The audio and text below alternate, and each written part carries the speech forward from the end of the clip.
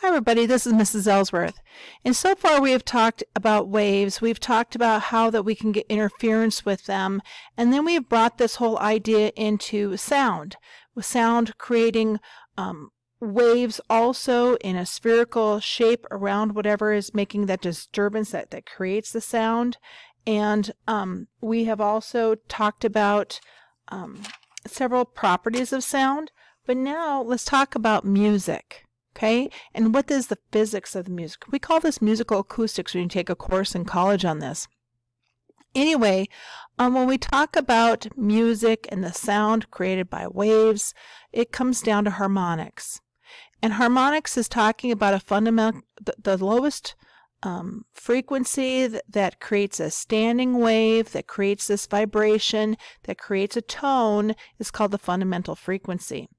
Now, fundamental frequency can be created with several octaves, and those octaves, we call that a harmonic series. An octave, if you're in music, means it's 8 notes higher. Oct means 8, but in harmonics it also means that you are doubling, tripling, or whatever your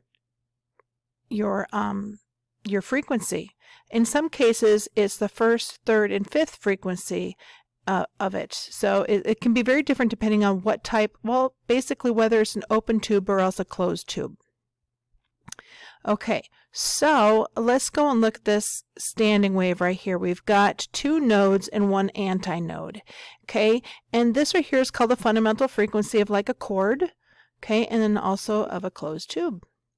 So when we talk about this, remember that we were talking about how that a wavelength, here is a wavelength there, and then we got to go through a complete cycle, so that when we're talking about a fundamental frequency, it's actually twice the length of it. Okay, and that's kind of interesting for how big that wave would be. When we're talking about a second harmonic, and this is just where we have just 2 antinodes and 3 nodes. Right here is 1 full wavelength, 1 full part of it, and so then this wavelength right here would be the length of the wave, okay, of the whole thing. Okay, and then we've also talked about too whether we would go and figure out that this wavelength here takes up 2/3 of the actual length of this wave, and we would call that the third harmonic.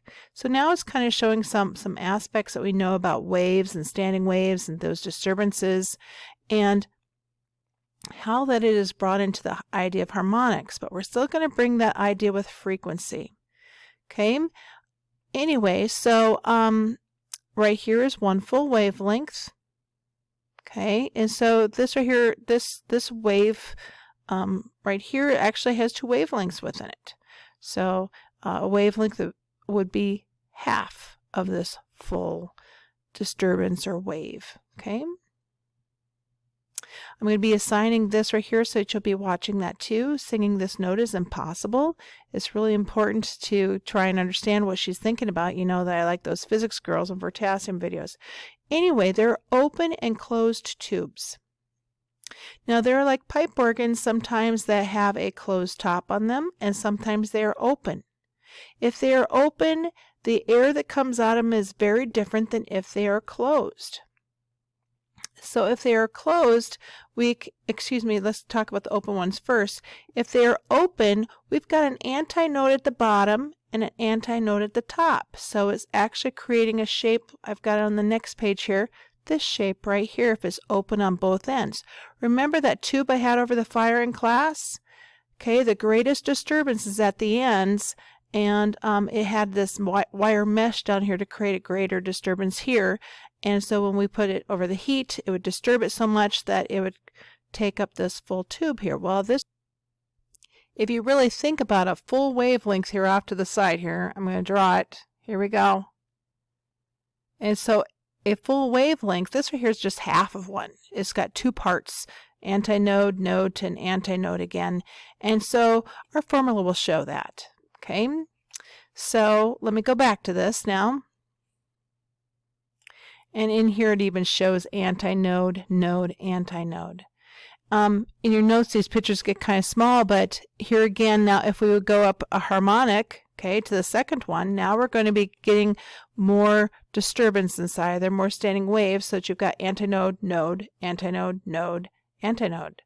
Okay, and then it keeps on increasing too. So it's kind of showing this right here, how that you're getting the second harmonic. Okay, and the third harmonic, there's one full wavelength, so it's 2/3 for that one too. So it's quite interesting how when you look at these, how that the airflow pattern is going through them. That's for instruments that we blow into. Okay, whether they are closed or if they are open. Most of them are open that you would think about in band. Okay, let me go back. Okay, I wanted to make sure I wasn't missing anything here. Okay, so we have a formula. Okay, to find the fundamental frequency, n would equal 1. Okay, n would equal 1 for the fundamental frequency because that's the lowest. Okay, so 1 right here. Okay, and then the velocity. The velocity of air depends on what type of problem that you have. Usually it could be 330 or else 345 meters per second. And then we've got 2 because this is 1/2 for half of a wavelength for that fundamental frequency. And then so we're going to keep on multiplying it whatever frequency that we go with, whatever harmonic that we want to go with, we'll multiply by with that to get that to work mathematically, and then the length of your tube also. Okay, now a closed-end tube, I barely talked about this, how that this is really just 1/4 of a wavelength. Okay, it just goes from a node to an antinode. And when you looked at those series over here, it just goes from a node to an antinode. So that's just 1/4 of a full complete wavelength. Okay, so that formula kind of shows that. It's got a 1/4 in here. There's a 1 and a 4. Okay, the weird thing about closed tubes is that they don't go a full harmonic. They don't do a 2 and they don't do a 4. And that's because of this shape. This shape does not allow it, with it being closed on one end. So we use this formula for it. Again, where fundamental frequency equals 1, so its fundamental frequency would be called f sub 1. Then we'd have a 1 in our formula.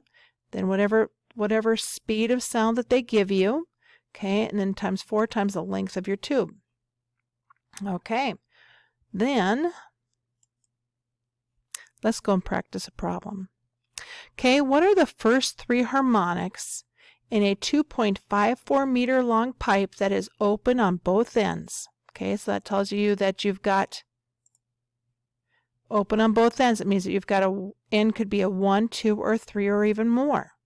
Okay, if it's closed, then you can only go with those numbers. So, what are the first 3 harmonics of this pipe when one end is closed? So we got to do both ends are open and one end is closed, and that the speed of sound is going to be 345 meters per second in both situations. This is a variable that we'll keep and we'll use consistently. Okay, so how do we set this up? Do you remember our formula over here? We've got the fundamental frequency is a 1, so in our formula we'll calculate a 1 in there. The speed of air, there we go, is going to be 345 meters per second. This is open on both ends, so we've got a 2 in our formula. And then also, what is the length of this tube? It is 2.45 meters long. Okay, so then you'll go calculate that and you'll get the answer to be 70.4 hertz. This has got 3 sig figs, so we went to 70.4. Hertz, if you remember right, is the unit for frequency.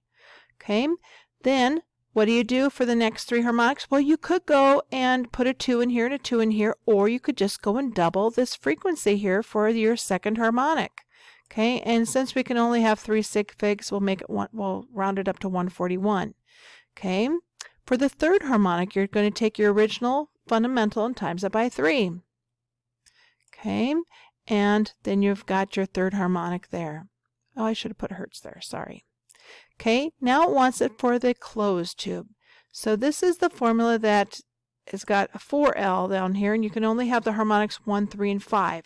So one way that I could catch you on a quiz or a word problem is understanding when you can got the 1, 3, 5 and the 1, 2, 3. Okay, open at both ends is 1, 2, 3. Closed at one end is this way. Okay. Okay, so when you calculate your first harmonic with this same length of 245, same speed of sound in air, 345. Okay, and there's our fundamental frequency, so we'll go calculate and we'll get 35.2, which makes sense because that is half of that, and this formula, it's times 2 down here, so it'd be half of it. Okay, now to find the first 3 harmonics in here, we would have to take our fundamental frequency times 3. Okay, and when I did that, I got 105.6, so I had to round it up to 106. Okay, and then the 5th here would be the next harmonic, which would be 176 even for hertz. Okay. Number 4. Okay, what is the fundamental frequency of a guitar string? Well, a guitar string has got the same exact harmonics as, as a tube that is open on both ends. It has the same exact frequency. On a guitar, you're actually strumming on where the note is so that you don't get weird vibrations out of it. So you're strumming the string at a note, and that's expected to be right above the sound hole in the body of the guitar. Okay, what is the fundamental frequency of a guitar string when the speed of the waves of the string, okay, so it's a different speed now than the speed of air. It's got a string speed. Okay, and the effective string length is 70 centimeters, which we'll convert into meters. Always. Okay, so here is the speed, 115 meters per second over 2, and again, this is fundamental frequency, so it's just times 1, okay, and then times 2, and then the length was 0.7 meters. Okay, calculate that, you get 82.1, we have 3 sig figs, and it's in hertz.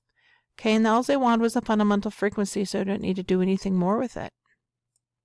Okay, now beats are kind of cool when you think about it. It's not cool when you're in band, but when we go and place 2 waves that are really close to each other, what happens is that they get these beats in sound. Where remember that the amplitude is actually the height of the waves. Anyway, so like right here, the wave is 2. There's 2 waves right here put together.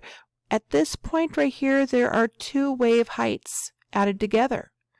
Okay, and then as you go and you add these heights and these dips on all these, you'll find where these are located at. And so it does produce a sound that creates beats, and I'm going to demonstrate that here. Okay, let me go here. Here is one tone generator, and it is at 40 hertz. And I'm going to go ahead and press play. And it makes my computer vibrate on the side. Okay, I'm going to get another tone generator. And here's a second one. I'm going to press play on this one. I've got 2 tabs open on my Chrome, and I'm going to now start changing this one a little bit. So when it's really close, the beats are far apart. Notice the beats now. Ooh, it's getting really irritating.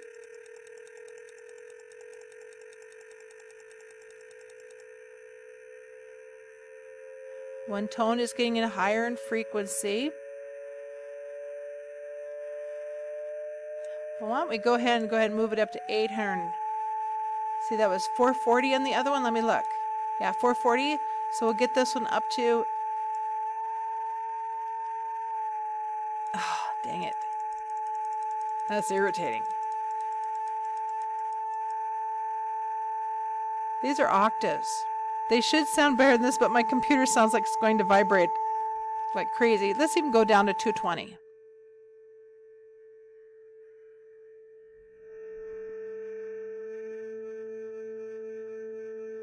It's real close there.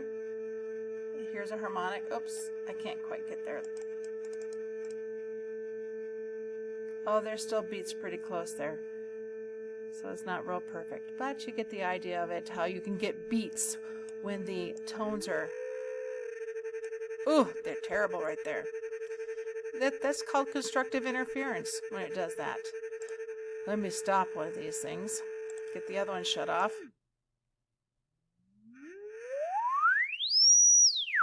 Couldn't help myself. Okay. Anyway, so let's get back to our notes here. Oops, wrong one.